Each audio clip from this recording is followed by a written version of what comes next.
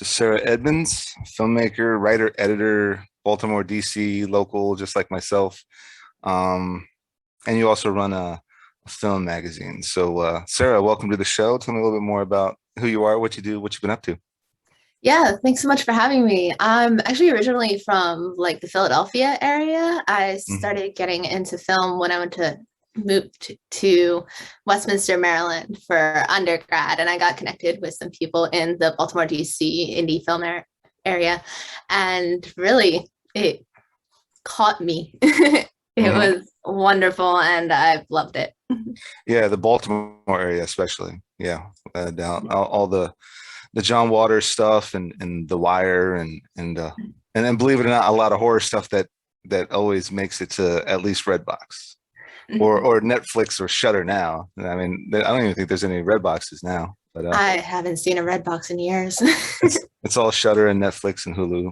So yeah, all the horror stuff from Baltimore. Yeah. So um the you mentioned a little bit offline about the filmmakers don't pay attention to literary. You run a filmmaking magazine. Tell me a little more about that and what you're like. What are you pushing? You mentioned filmmakers need to focus more on literary.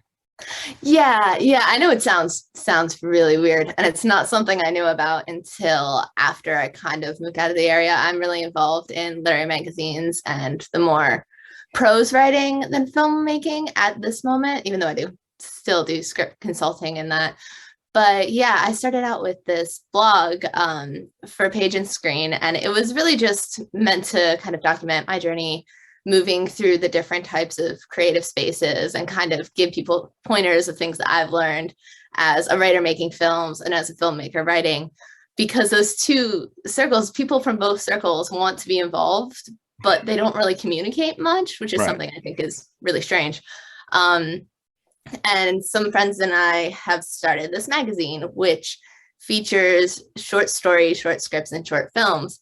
And a lot of literary magazines want films, they want multimedia presentations and scripts.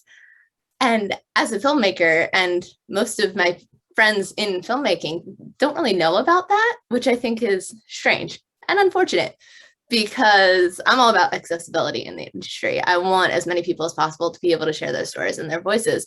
And I know festival circuits can be expensive, they have limits, production deadlines, all of that. And so films will age out. People who make films on low budgets won't have the money to go through the full festival circuit.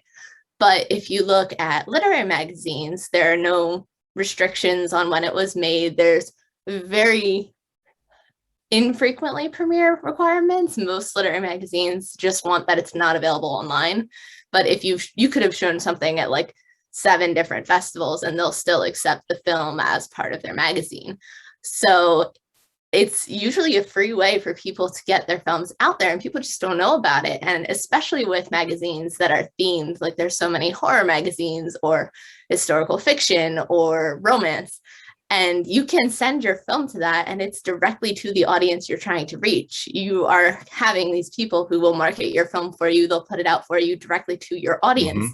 And it's a wonderful opportunity, especially for people who are just starting out or people who have old projects that have kind of fallen by the wayside that are still important and still valuable but aren't really being shown. So it's something that it is competitive. It has to be selected and submitted and vetted. So it has a little more of that credibility than just putting it up online, but it's not as restrictive and not as inaccessible as festivals. Right. Yeah, I know. I've budgeted a bunch of short films or indie films that I've produced or AD'd, or I'm prepping as a writer director, and I always have the film festivals, each individual ones that I've even selected. I can, I foresee what's coming out.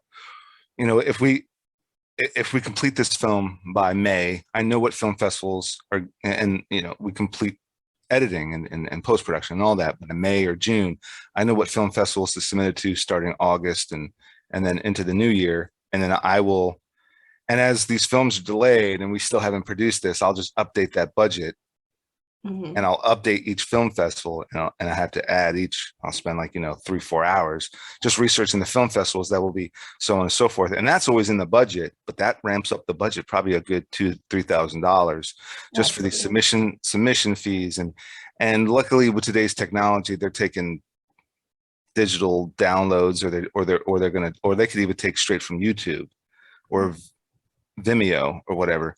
But as far as marketing goes, you're like you mentioned a funny, you mentioned the way you worded it, writers making films or filmmakers writing. And for me, my biggest hiccup has been marketing and social media marketing and promotion and that stuff. And what do I write? How do I write it? What's the hashtags? What's the description? Do I have to blog about my own thing? I mean, here's the thing. Hopefully people see it, but then you have to like promote the thing and make posts about it, or whatever the case may be. And it's such a hassle, and it's additional work as a filmmaker, or now we're called content creators, depending on what platform you're on. But yeah, I mean, like, I remember years ago, I used to read some literary magazines like Fangoria or Hollywood Reporter or Variety. I would read I would read them as it got into the digital age, and you would get an email version of it. And that's just happens to be the time I kind of once I graduated college, got a job at Discovery Channel, and then I was following, the news or whatever, and reading up on these things, and kind of touching upon your literary magazine. It's a lot like the Variety. It's a lot like Hollywood Reporter, where it's pushing these ultra independent films out, whatever they may be, if then, or local films. But yeah, I mean, that's just been, it speaks to me because there's a way for me to brag about a web series I'm making, or some, you know, digital documentary. I mean, still in my career, most of my work is YouTube based. It's super independent. It's all web series. It's all new media web content. And I certainly hope to push past that, but definitely for me. But like you were saying, festivals are tedious, and even before it was, you got to get your package together, some posters. If you're gonna go, if you're get accepted and you're gonna go to that festival, still you have to have a physical poster, maybe some Mhm. flyers, some 8x10s or whatever they're called, and cards, business cards, DVDs. Even I today, maybe.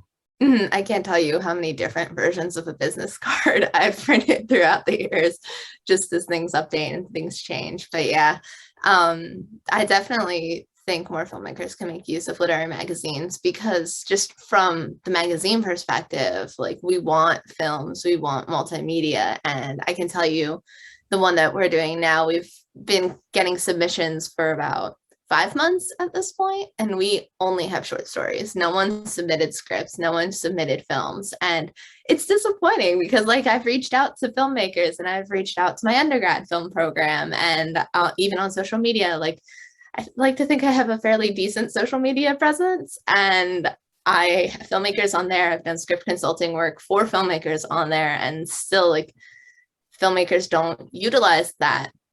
And Yeah. I think it has a lot to do with something, going back to, like, that dichotomy of writers making films and filmmakers writing.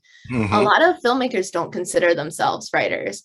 Like, I actually interviewed a former boss of mine. He works at a public broadcast station, and he does a lot of writing on the side, his own script writing. He does creative writing with friends, but he doesn't consider himself a writer. And this was for a class project, so that was the whole point of our conversation when I was interviewing him. And it was really interesting to me, because his job at this television station is to work with clients to translate what they want into scripts and then into, like, production. So his actual job is literally writing, but he doesn't see himself as a writer. And I think it's a shame, because there's this idea in filmmaking that the audience is the final viewing audience. Hmm. But when you're writing scripts, your audience is the production crew, your audience Yeah. are the producers, the directors. And I think the fact that we don't, as a community, don't often see it that way, makes people think that the writing isn't as I don't know how to word it, like, because it has writing as it is. That doesn't make any sense, but you know what I mean. And And yeah. you raise a good point. You know, I would go see a movie. Me and my buddies, we went and saw Swingers in the theater, 1996. And I'm always talking about this movie, but we would come out. The final audience is the audience, right? Watching the movie, and we would come out and we would be quoting the movie. We'd be reenacting the scenes. So, but you know, kind of what to what you're saying, the writer has an audience of the director, the producers, the actors. The actors are reading that writing and they're reenacting it during the production. They're quoting this writers, you know, Jon Favreau and Vince Vaughn. They're on set in that diner reenacting the writer's script, and then we see that and we're reenacting their performance. And so you're right. I mean, in such a way, the cast and the crew are the audience for that screenplay or that teleplay or that stage play. Yeah, exactly. And I don't know, this is just my little thing. I really wish that more screenwriters would take themselves as writers, because it is its own craft. And I know from working with writers who don't do film, they all want to write scripts, but there's a whole different skill set you need to do that. And especially different kinds of scripts for different formats and different lengths of productions. And I think that if more scriptwriters saw themselves as writers, we would be able to kind of open up discussions between the two, because I know I'm recently just finished an MFA, a fine art creative writing program. And as I was looking for schools, very few of them incorporate script writing into their creative writing programs. And most of them won't accept scripts as submissions when you're applying, which was a learning curve for me. I had to write a short story, and I had not written short stories in years. But I think it's a shame, because so many writers want to write scripts, but they're just not equipped for it. And I think if we open the discussions between the two, it would offer a chance for more people to understand what goes into the work, understand the skill set that goes into it, and appreciate the skill set, and also allow more people to find more forms and ways to express their stories. Yeah. I mean, it is writing. Yeah. But you know, again, there's a lot of authors write their books differently, and some authors would even be honest with their grammatical error, maybe not grammatical errors, but with their way of writing. You know, like one, you know, you'd have a historical autobiography written completely different than the way maybe Stephen King would write it, because he's speaking from the point of view of some middle-class white kid from Maine. But then a historical autobiography is written very what's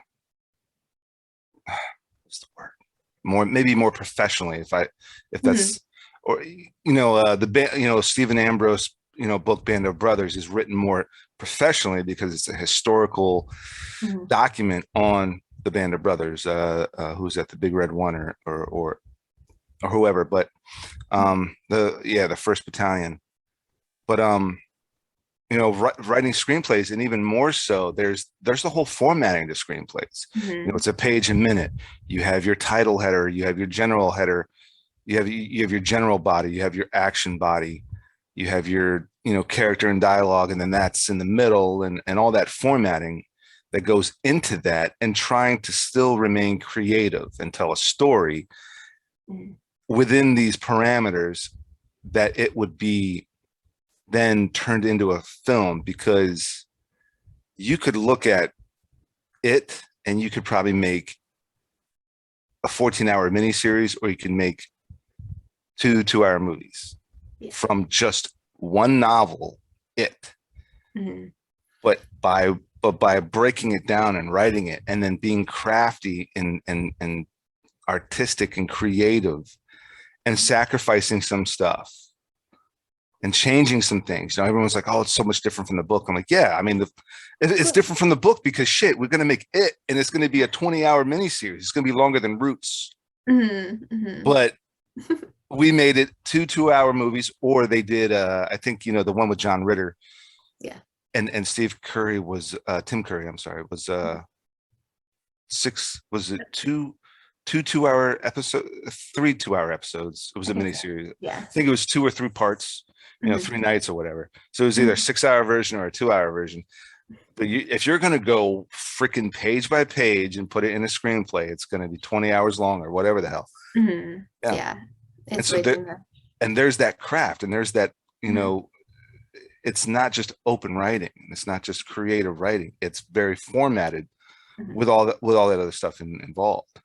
Yeah, yeah, no, absolutely. I know I had the same experience when I was writing my first submission piece to MFA programs. I didn't know what I wanted to write as far as a short story version. So I took one of my screenplays that's a 100-page screenplay, like full film, and turned it into an 11-page short story.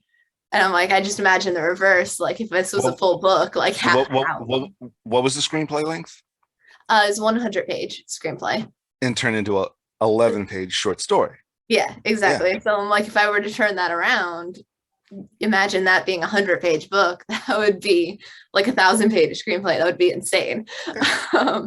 And I really think that I feel like this is me not doing any research, but I feel like there are so many writers who want to write screenplays and they just can't succeed because when you write, you're looking for all of this detail and all of this expression and your specific writing style, as you were saying, and that just doesn't translate into the craft. Like you can have your own style as a screenwriter, but it can't be that unless you're someone super famous or you can fund your own films. Like it can't be that super stylized or it won't sell.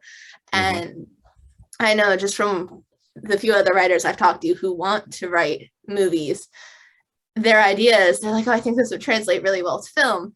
And it's a whole novel idea. And I'm like, that's not going to work out because it's just too much. You can't fit all of that in there. And usually there are all of these pieces that are very internal conflict driven, very emotional. And I'm like, there are some wonderful films that can be made that way, but you have to be extremely skilled to write something successful that deals with internal conflict almost exclusively, because you need something on screen to keep the viewer engaged.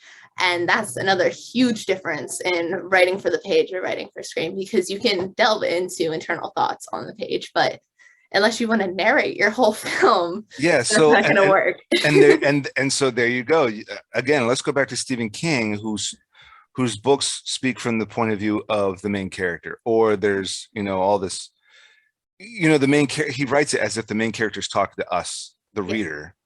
So that's going to be narration. That's going to be voiceover. That's going to be pages upon, that's going to be 30, 40 extra pages of just this, like with the character's name, parentheses VO, and it's just dialogue and then some action, dialogue. Yeah, no one wants to do that. Like no one wants to make that film. Yeah, and so I just watched about 6 months ago, just watched The Outsider, Stephen King's The Outsider on HBO, and it was, from what I understand, it was just one book, and it was a whole 1-season series on HBO because they want to do it right. They want to keep the character elements. They want to keep all the characters mentioned in the book. They want to keep all the situations. And it was I think it was 8 episodes, an hour each. So that's 8 hours. That's longer than the TV miniseries version of it. And I don't even think The Outsider was as long or as grandiose of a book as it. So, no. I don't think it was as many pages as it. And I mean, yeah. And so then you have to look at like the length of the novel and so on. But yeah, I'm going back 2020 versus 2021. Well, before we get to that, and I'm kind of excited that your literary magazine accepts short stories, because for me, going back to 2020, I had a lot of screenplays that I was just about to pull off, and then it was shit, quarantine, lockdown, can't produce much. I had one of those too. So I was considering rewriting them as short story or novella or whatever, self-submitting through self-publishing through Amazon. And so that's another tool. I wouldn't be so upset with your magazine only getting short stories, because maybe there are filmmakers that are submitting these short stories in hopes that, you know, people like them, to get some press. Okay, I'm going to turn it into a short film, because the short story got so much press here on this magazine and this site and this group and this festival and da da da. Now here's a short story. Let me get some, you know, investors or some Patreon investors, some crowdfunding investors, because hey, listen, the short story did so well, you know, in this literary magazine, and I think that's a great opportunity. And I have some screenplays I'm definitely going to send to you probably in an hour and a half once this ep's done. But Sounds fantastic. absolutely. But for me, that's definitely like, what are the different kind of ways to get my ideas out there, even though all I've done is write.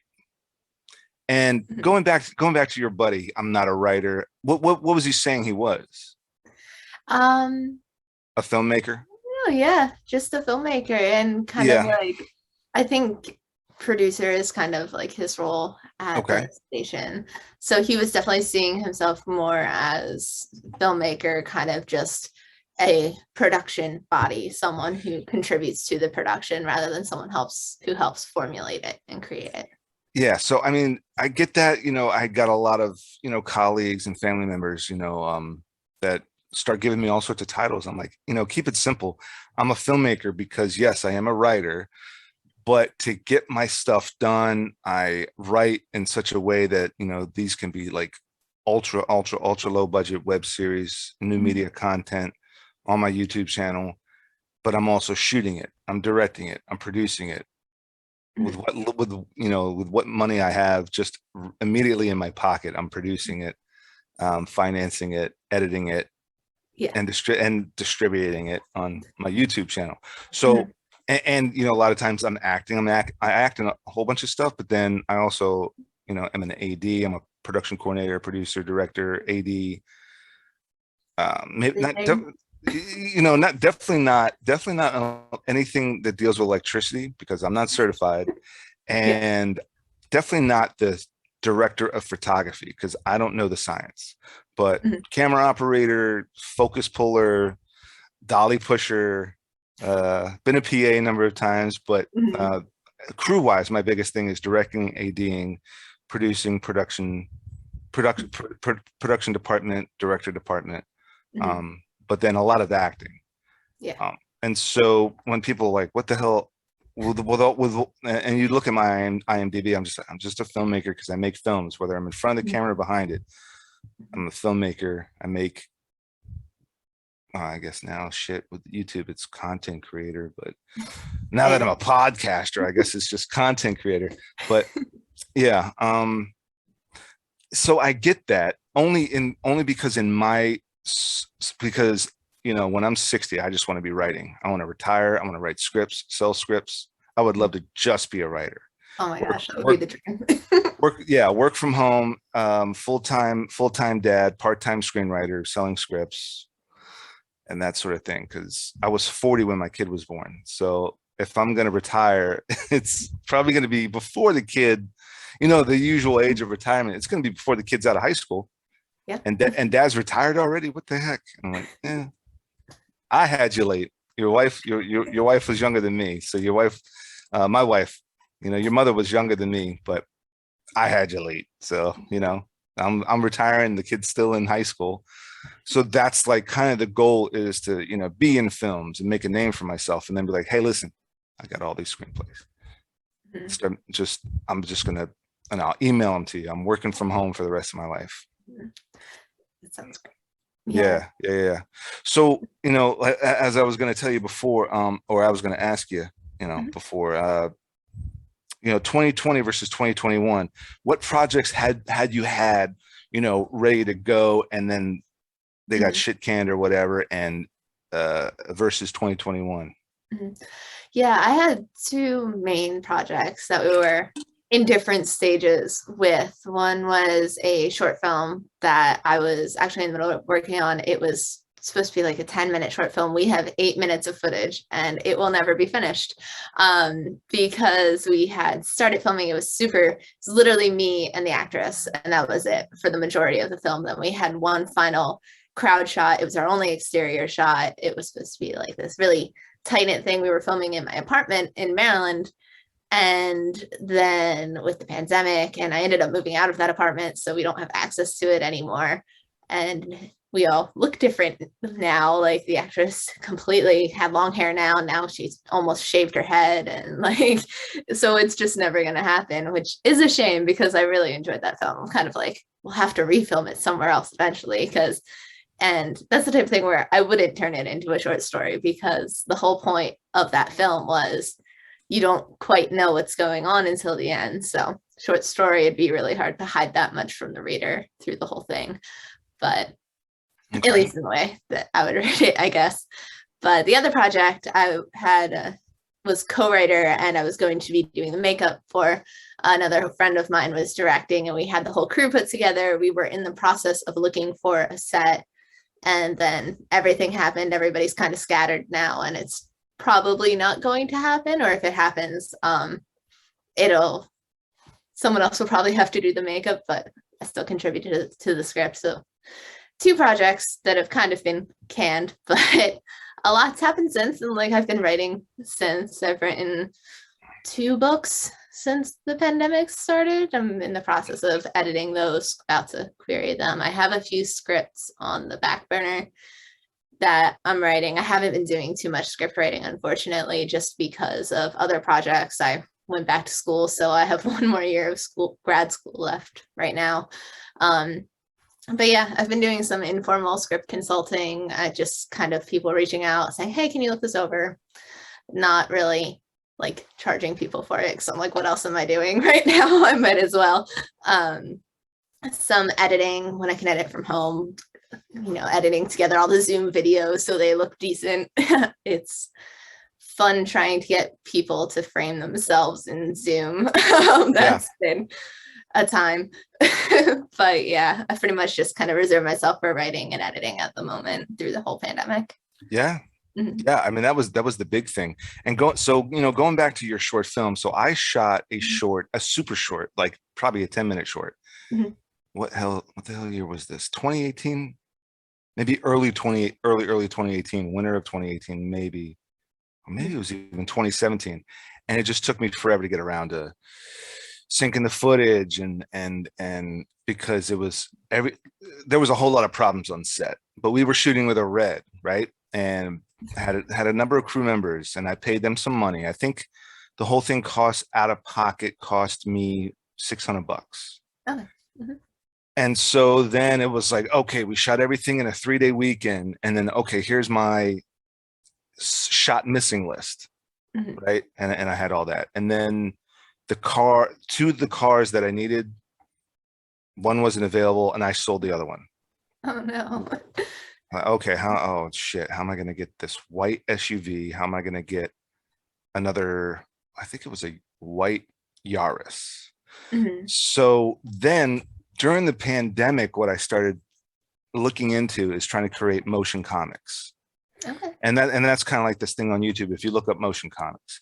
And so even though this thing cost me $600 and we even shot it with a red and we had actors, I'm just going to pull stills and make a motion comic and do a lot of stuff in After Effects. And I can just Google a picture of a white GMC Envoy, and I can Google a picture of a white 2015 Yaris, and I can play around with some effects in After Effects, and then make each scene kind of like this motion comic panel that kind of flips into another panel, just like comics have like all these different panels.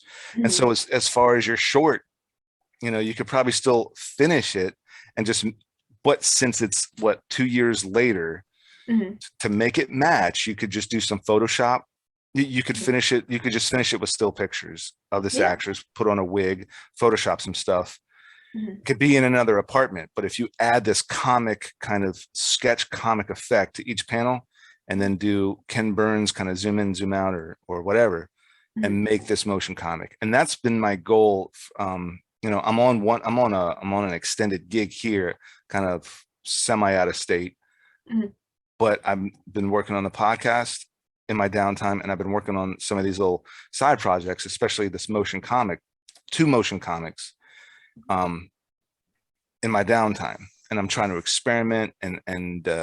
So I have all this footage shot, but I have so many missing scenes. How am I going to pull this off? How am I going to make it work? It's like, screw it, just make it a motion comic, because I want to get the thing out there. And, you know, again, I'll even submit the screenplay to your literary magazine to get the script out there. Yeah. And get people to see it. Because another thing that has been kind of, it was cool when, you know, anthology horror films, and VHS is like 3 or 4 shorts within an hour-and-a-half block. You got VHS, you've got Book of Blood, but back in the day, every once in a while, Creep Show would come out, Tales from the Dark Side, Tales from the Hood, these anthology films. It was a 90-minute film, but it consisted of like 3 or 4 shorts, and every once in a while, somebody would pull it. What was that movie? What was that movie with Tim Roth? Tarantino was involved with, like 4 Rooms. Oh yeah, yeah. Yeah, it was 4 short stories directed by 4 different written and directed by 4 different filmmakers, all starring Tim Roth as this bellboy, bellhop at a hotel. But that's, and then they're even kind of playing off on the anthology film, but it's all with the same guy and so on and so forth. So I have a number of shorts that I want to make into an anthology film, and I sent like the full script consisting of these 4 shorts, you know, to a number of people. But still, you got to put some kind of marketing and get some other kind of buzz and be like, hey guys, listen, I'm getting buzz on one of the scripts or all the scripts. I made motion comics on them. The scripts were in a literary magazine and got some buzz, or so on and so forth. And that's kind of a general plan.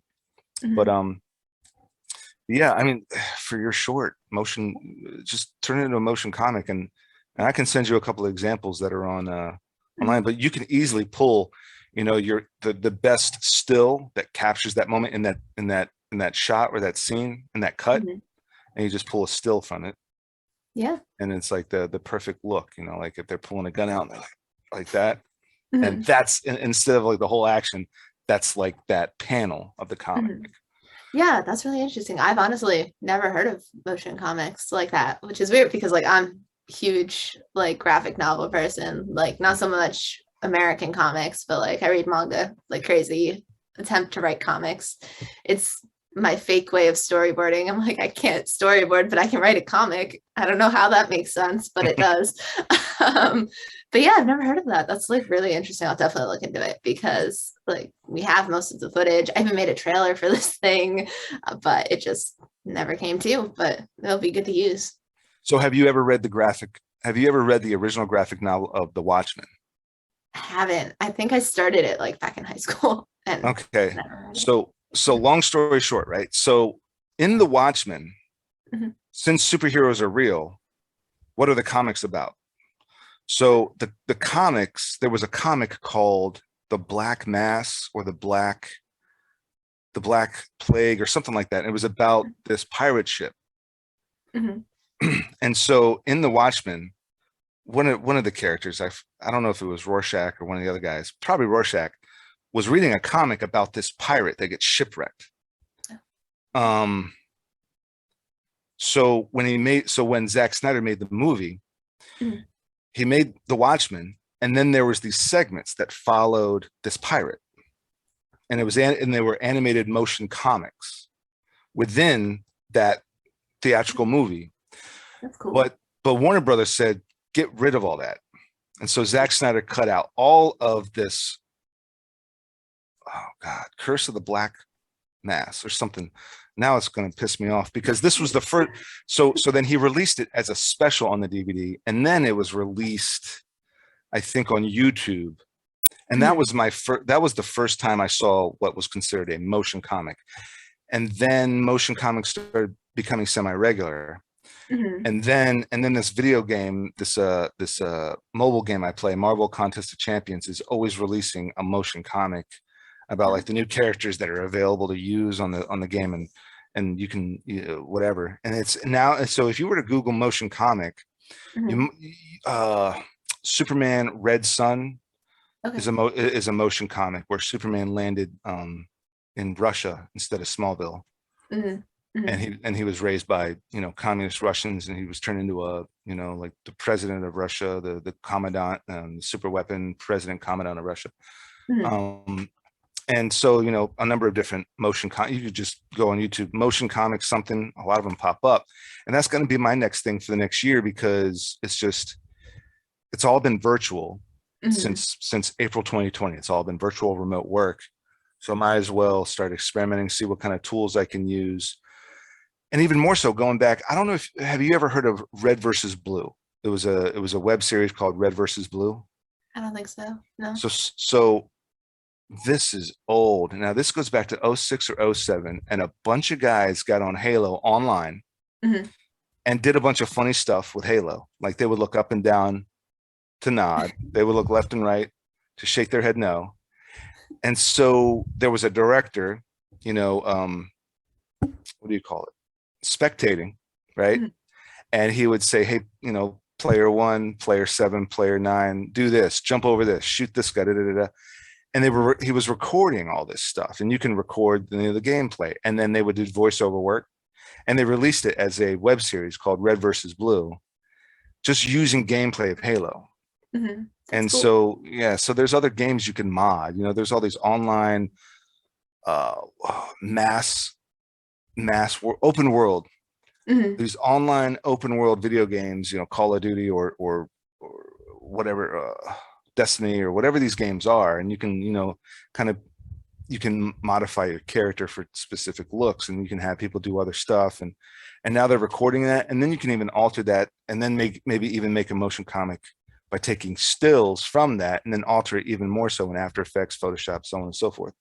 So I Hmm. mean, there's definitely like these cool ways of using other tools that are available virtually, remotely, Hmm. even free, and the only thing you're spending is your time.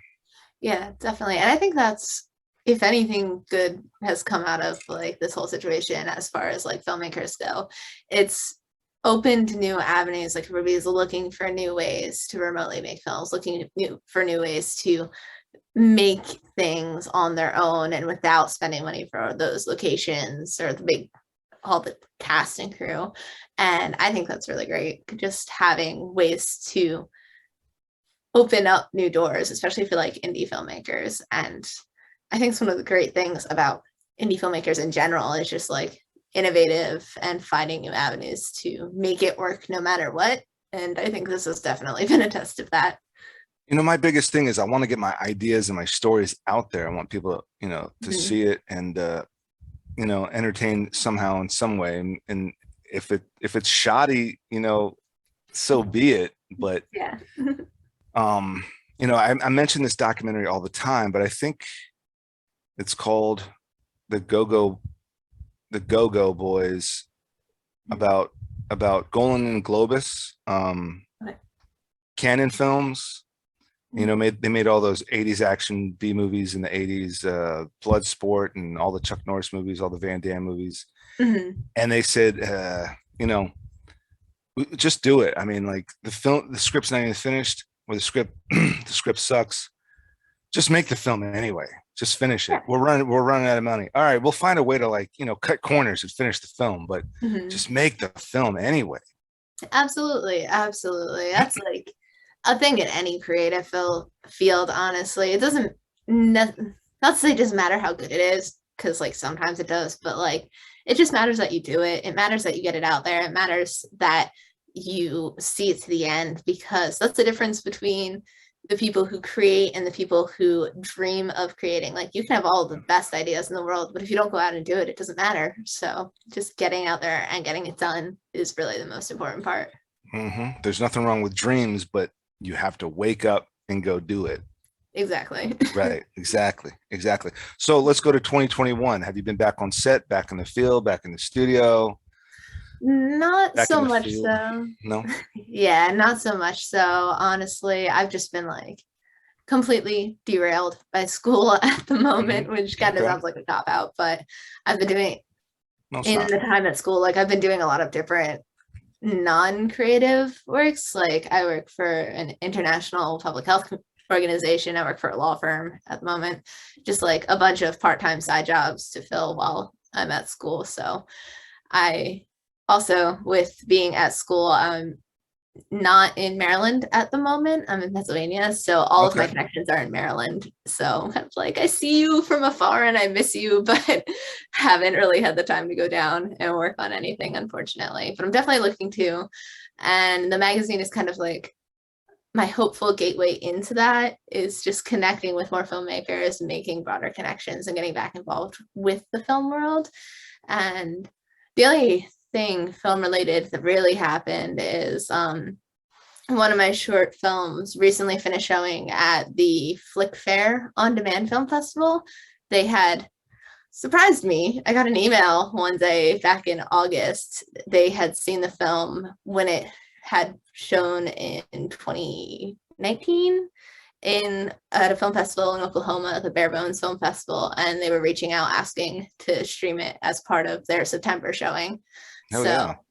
that was cool and unexpected because it was made in 2018. So I had kind of stopped showing at festivals. So I'm like, that's like 3 years ago, pretty much. There are limits. So I'm like, okay, that's kind of done, run its course. So that was nice getting that back out there. I'm like, cool, unexpected.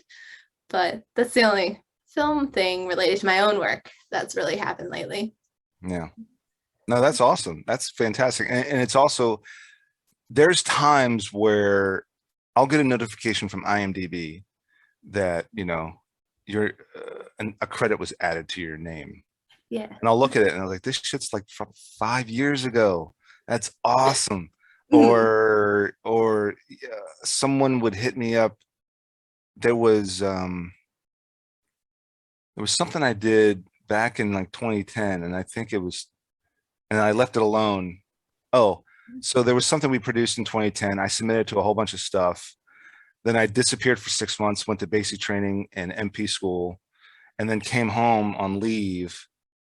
And then someone sent me an email saying it was, while I was gone, it was screened on Spike TV for their Halloween, Oh, cool. showcase, and they showed music videos, they showed shorts, and Mhm. mine, this thing, Something Wicked, was it was like, Thriller, where it was a music video within, a slightly longer short film. Yeah. We wanted to kind of go that thriller route, where the extended version of Thriller, I think, is a 12-minute short film. Mhm. I think ours was 8 with a Nice. 4-minute music, 4-minute track in there, and Mhm. we had a lot of fun with it. But I'm like, oh, of course, when I'm gone, that's when this thing got showcased, and Mhm. Of course. and and then yeah. So I mean, it's just great to get like those kind of hits just out of nowhere, and it reminds you, like, this is why I'm doing it. And Mhm. all you need, and so that's why I keep telling people, like, don't quit on your dream, keep persevering, keep pushing forward to it. um like, my acting career started with too many blank spots in my schedule. And so with my military background, my military police background, I started submitting to law enforcement military roles, and I just submitted. And I got a hit. Someone said, hey, it's like $100 a day for 2 days. Nice. You're just a cop.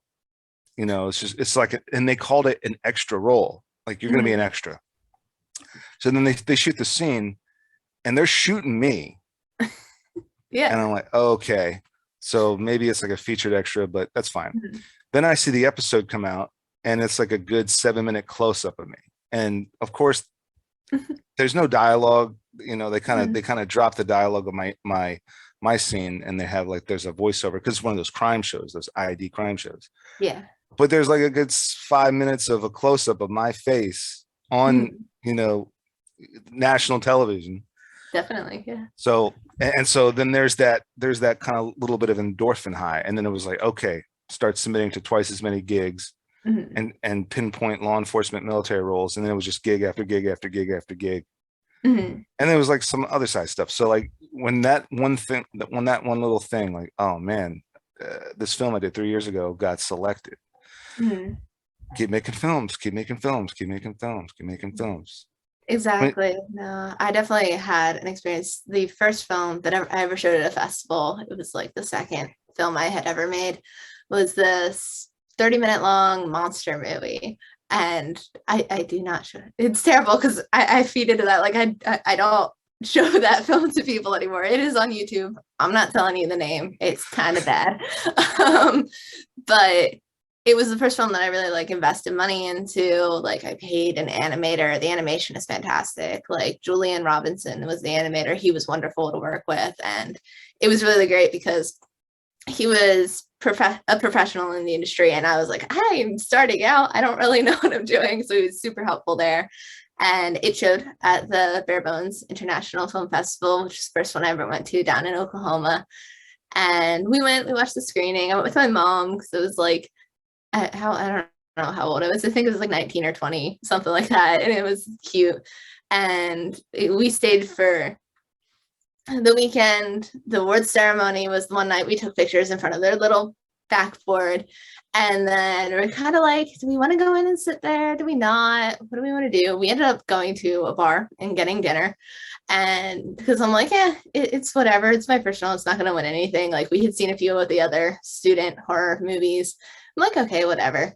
We ended up winning 2 awards that night. And I found out after the fact because we didn't go to the awards ceremony because I'm like, oh, it's not going to win anything. We won the best in the student horror category and we won best poster.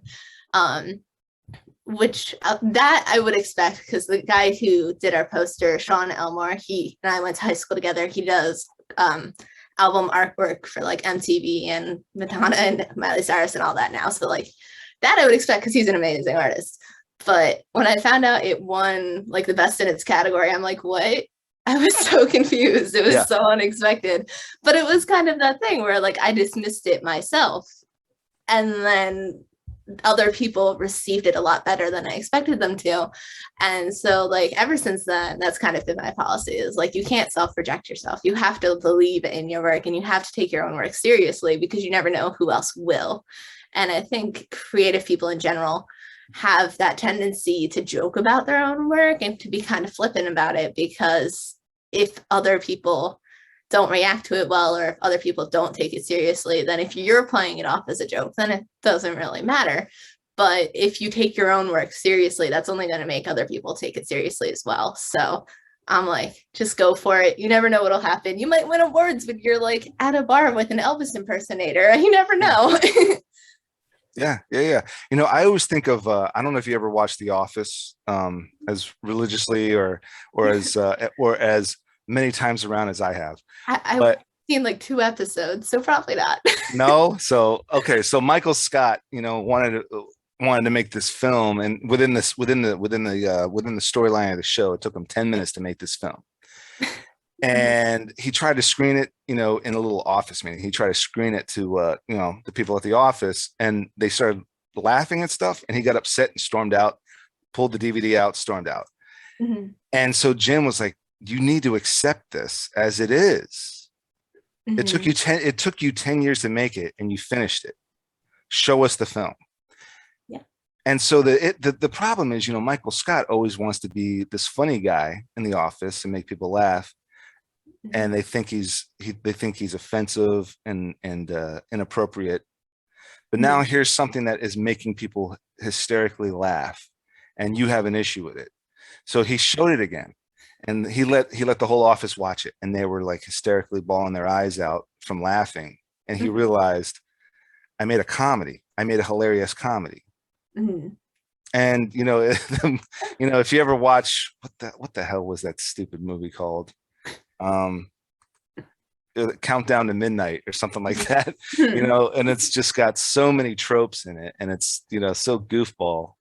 And but again, you know, like I make something and it's just freaking ridiculous, I accept that. You know, I was trying to make a horror and it turned into like this farce comedy, low budget, and it's actually, you know, so much like the C horror movies that I used to watch on Channel 50 in the 80s. And you know, you realize there's something here that it wasn't what I expected, but I pulled the trigger on it from beginning to end, completed it, and now I have something else. And that some might say That is a failure of vision and a failure of direction. Sure, but it's also a success of creativity and production, and actually like just completing the thing. And there was an instance where a colleague of mine, there's two guys I work with all the time. They're both musicians, actors, creatives. But then one of them was running this sales business, and he had some product that he wanted to make, like these goofy viral video commercials for a different couple of products.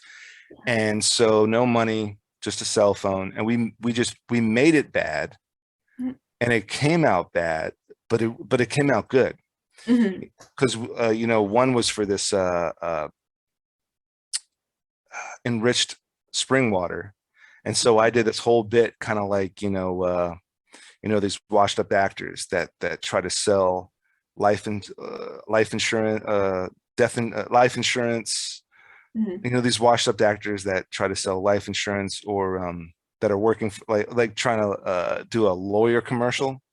So so that's what I did. And then we did another one, which was just this sporadic, ridiculous protein shake and energy drink in one infomercial with the other colleague, who's just this insane, another musician, rapper, and actor. But you get them amped up, and we just made these things bad on purpose, and they came out great, because it's like, we got no money. I'm not going to sit here and try to pre-produce this thing for a month. We're just jump in. And I had my buddy in the back, reading scripts, reading notes, and he would just repeat it. But he didn't want to come off like he's repeating it, so he's overacting to make up for the fact that he's just repeating somebody's notes, and then it's just coming out great. And we're and I'm telling him, like, okay, drink the protein shake, and he drinks it, and like, okay, now lift the kettlebells, and he starts lifting the kettlebells, like, all right, put them down again, and just take protein in your mouth, and it's so terribly done. When you get to the editing table, that's when you can kind of play around, because how they make, that terrible phrase on set, we'll fix it in post. Yeah. So yes and no. There was a lot of stuff was fixed in post, a lot of stuff was experimented with in post, but we knew that going in. Yeah. Because at some point you have to just make something. At the end of the day, you have to make something. Exactly. Yeah. No, I had a similar experience. I did, like, through undergrad, the class that I had an internship with this company. I don't think they're in business anymore, but they were basically marketing, content creation. That was what they did. And I just happened to be assigned them as my company because I had film experience. That was what they did. So I'm like, okay. And we had to make commercials for these companies we were interning with. And I was just kind of like, their whole thing is making commercials. Like, they have all this equipment, they have all this experience. I'm not going to be able to make a commercial for them that meets the standard of what they're creating in like a week. That's not going to happen. So I just went around, and we were just joking around, because they were the nicest people. They would just joke and laugh around. So also getting them to be on task and make something serious would have been its own trial. But so I just filmed joking around and like slamming doors in people's faces, just like laughing it off. And we made kind of like an anti-commercial, and just played up the sarcasm, played things backwards, edited it all together, so it made them seem like jerks, even though they weren't. It was obviously funny. And my teacher was kind of like, do you really think this would work for like a serious marketing company?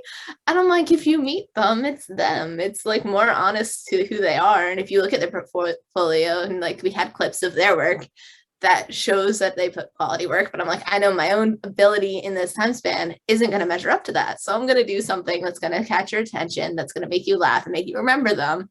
And even if it's not the most serious thing, that still accomplishes that. And it still achieves that marketability that they want. Yeah. I mean, kind of just thinking outside the box, experimenting, what is it? Necessity is the mother of invention, Mhm. you know? So, you have a lot of situations where it's like, I don't know how the hell we're going to pull this off. And you just sit back, you kind of like step away from it and you're like, holy shit, I got it. Yes. And it's going to be shit, but it's Mhm. going to be hilarious. Like, and going, and it's just going back to, I've had friends in college that gave me such a hard time about my choice in movies. Mhm.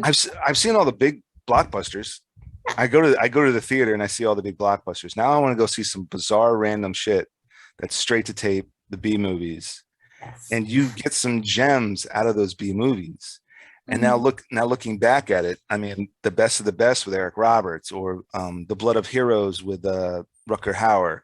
Um, they gave me the Boondock Saints was straight to video for for some political reasons, and Mhm. nobody ever heard of it, but it was straight to video, and now all of a sudden it's a cult classic. Here we Mhm. are, 99 that came out, and I was what was I doing? I was calling people on the phone back in Mhm. 99. I was calling people on a landline.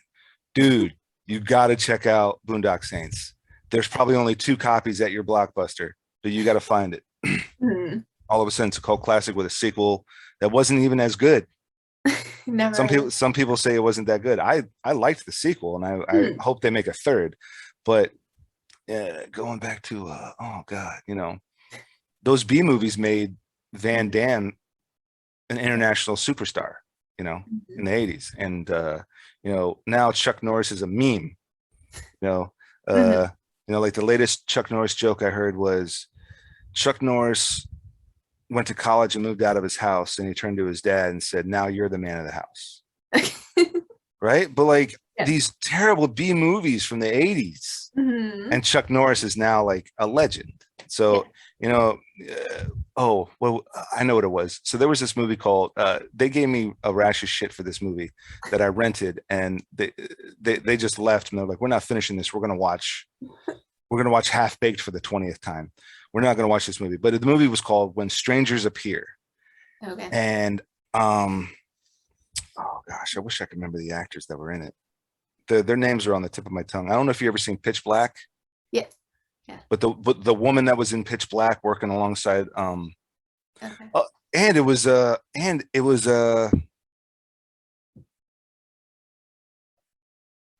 the oh shit, it was the 2 people from Pitch Black.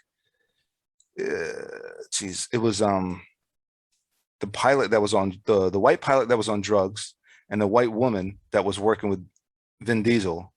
They Okay. were they were both in this movie. And then the guy, I don't know if you ever seen Boogeyman. This guy, oh, it was the older brother from Seventh Heaven. He was in it, Okay. and Mhm. it's like, no, back in 2001, you might not recognize any of these actors, but I mean, going back to, but when strangers appear, and then when you finally finish it, you're like, wow, that was like a crazy ride. Mhm. But they didn't want to finish it, and I'm like, okay, fine, I get it. But I continue to watch movies like that.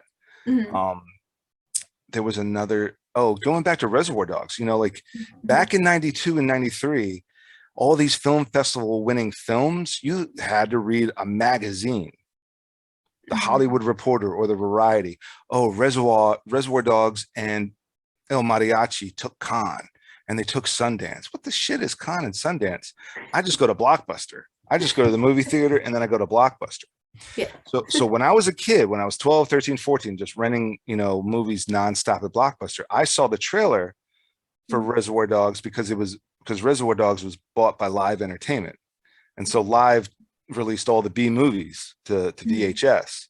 So I would rent some movies, and then I'd see this, trailer on. You remember VHSs? They'd have like 4 trailers before the movie, Mhm. and they would show this trailer for Reservoir Dogs, and it looked like a B movie. So finally, I come around. I think it's 96. Oh, I think it was like 94, 95. Mhm. Everyone's talking about Pulp Fiction, Yeah. and somehow people are talking about Reservoir Dogs. I'm like, I think I know that title. And I Mhm. find it at Blockbuster, and I'm like, this is that movie I've been seeing in trailers for the last 4 years. Mhm. Never pulled the trigger on watching it. I finally watch it.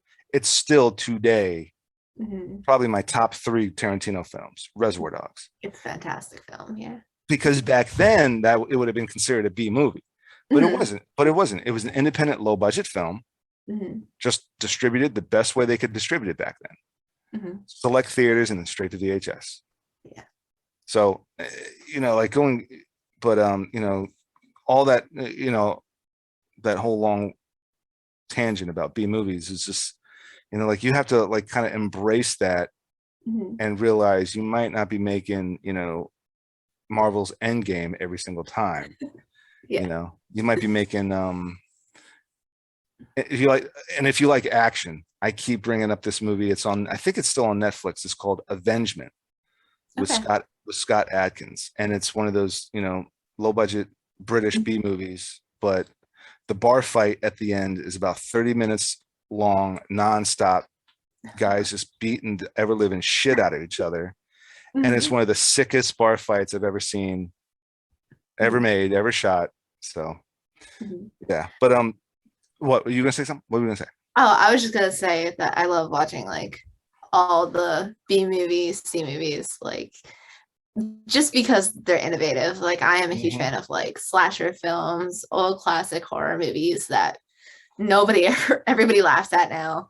Like I love them because they're all practical effects and they're Yeah. all just people using what they have to make something as realistic as possible. And like I respect that all the way. Like I'm all into practical effects. They're my favorite. And it just shows a level of innovation that I think is super important. And especially for indie filmmakers, because it's like you got to get it done. And I love seeing the different innovative ways that all the like the B and C movies get it done. Hmm. Absolutely. Absolutely. And going back to practical effects, I mean, for me, that's what I grew up with, was not, Yeah. the Matrix was definitely revolutionary, but uh, you grow up with things like Indiana Jones and even Star Wars, with all the CGI that they were innovative with. A lot of that was Mhm. still practical. Oh yeah, all the models. And oh geez, what else? I also grew up with stuff, like with the Predators and the Terminators and the Rambos Mhm. and the Rockies, and that's just all practical. And Mhm. uh, and I mentioned this before. I always talk about Predator because Predator is a very confined, quarantine-esque movie. Yeah. If you watch Predator, the first Predator with Schwarzenegger, they land at they land at that little forward operating base, and there's maybe 4 or 5 people on screen. And with the exception, they go to this Colombian cartel rebel camp, and there's like all the shootouts and the shit blowing up, and there's probably 30, 40 guys, and it's a big shootout and stuff like that. The whole rest of the movie is the team and the Predator and that one female rebel, Mhm. and each one systematically gets taken out. Mhm. And by the time you're halfway mark of the film, it's just Schwarzenegger and a Predator. That's Mhm. like the ultimate independent, low budget, confined, Mhm. huge blockbuster, Oh, definitely. Yeah. because it's bare bone minimal cast. It's just Schwarzenegger and the Predator. Mhm. For 30 to 45 minutes, they're kind of stalking each other. And yeah, and so it goes going back to like the way people are making movies now, where it's very confined. And even before the quarantine, Ryan Reynolds did that movie, I think it was called Buried, where Okay. he was buried alive, and Oh, yeah, yeah, yeah. they wanted him to release some sort of information or something. It was a Mhm. terrorist plot or something like that. And it was the whole movie, the freaking guy's just buried in a coffin with a Yeah. cell phone, and they pulled out a story. But that was even pre-quarantine. And so like those are the ideas that like people need to be coming up with. But you know, Definitely. moving on from that, what's next on the agenda? What's the next set of plans, next set of goals, next on the agenda for Sarah Edmonds? Let's say 6 months to a year from now. I definitely want to get back into making films, even if it's just like gathering my friends together, small, like no budget things. Definitely want to get into making my own things. I want to get back into script writing because I have really been exclusively writing for page in the past year or so just because of school and all of that. But I definitely want to get back into script writing, get more involved with film community, and especially up here, because I don't know where I'm going to be after school, if I'm going to be going back to Maryland or if I'm going to be staying up here. It kind of just depends on work. But I feel like I haven't been as involved as I would like to be. And I know long term, I want to kind of haven't solidified a plan, but like my ultimate dream long term would be to find a way to create almost like a school or a set of classes for emerging filmmakers and writers to kind of like give them their bearing, maybe help them set up connections, because I mean connections really do make the industry, no matter how like broad it gets, no matter how online it gets. It's really who you know helps a lot. And I definitely want to find a way to help people make those connections, whether it's through the magazine or through an actual type of class or school type thing. But yeah, I definitely just want to start making a community, getting more involved again, kind of starting new and creating is my goal long term. Outstanding. Yeah, absolutely. Absolutely. So if there was one last point, one last bit of advice you'd want to give what few viewers I have, I don't have that many subscribers, but I'm working on it. But Yeah, one point, what well, we're gonna get there. One last point of advice, one last bit of advice you'd want to give, put out there, what would that be? Really just to reiterate kind of what we've been talking about is like not give up on your own work. Like you have to see it through. That's the first step to everything, no matter what it is just find a way to see it through, and everything else will happen later. Everything else you'll learn more. Even if you make something and it goes nowhere, you will learn so much from that. Like I have so many projects that have gone nowhere, but I've learned so much and it's been great. Like I had a little animated project that I wanted to do that has not happened, but I learned how to do film scoring from that. So I did the music for another film by myself. So yeah, really just make sure you see their projects through and not to give up on your own work, because I think that's something that happens way too often. Yeah. Okay. Outstanding. Well, Sarah Edmonds, I can't thank you enough for coming on and sharing sharing your experiences and your stories with us. And let's put a little couple of let's get all the plugs out of the way first. Your literary magazine, your website. Yes. Well, let me see. I know I got your website for page and screen .home.blog. But yeah. Yeah, it's a WordPress site. So no, if you that's just fine. look up like for page and screen on WordPress, there you go. Yeah, only other plugs would just be like my own social media. It's literally just my name, Sarah E. Edmonds. So easy to remember, I hope. Instagram, Twitter, Tumblr. Yeah, Instagram and Twitter are the two that I've got. Awesome. Not Tumblr. I haven't done Tumblr since I had a horror blog in like 2016. So I listen, like I told you, I suck at marketing, so I use every single one that's available, and I just generally post all my stuff on every single platform, hoping to get one more subscriber.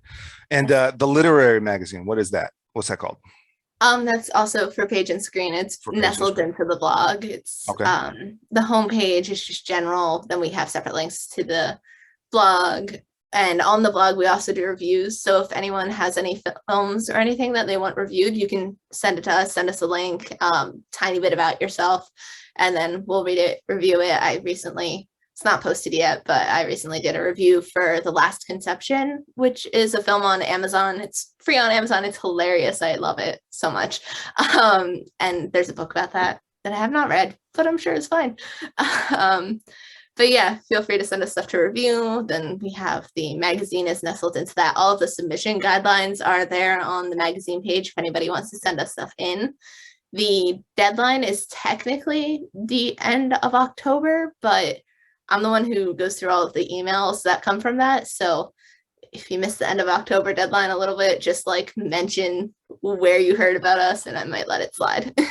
Okay. Awesome. Well, Sarah, can't thank you enough for coming on. It was a joy to talk to you and hear all your thoughts and ideas. Absolutely. Don't go anywhere. But we'll chat a little bit more offline.